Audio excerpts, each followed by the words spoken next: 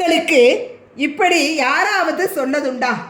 நீங்கள் நல்லவராக இருக்கிறீர்கள், அன்பு கொடுக்கிறீர்கள், நம்புகிறீர்கள், எல்லாரையும் சந்தோஷமாக வைக்க முயற்சிக்கிறீர்கள்.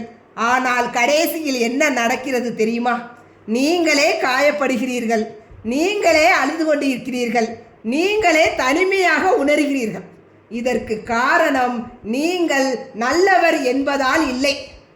இதற்கு காரணம் என்ன தெரியுமா? நீங்கள் சமநிலையை இழந்தீர்கள் என்பதால். வாழ்க்கையின் மிகப்பெரிய ரகசியம் என்னவென்றால், வாழ்க்கை உங்களிடம் ஒரே ஒரு விஷயம் மட்டும்தான் கேட்கிறது. அதுதான் சமநிலை.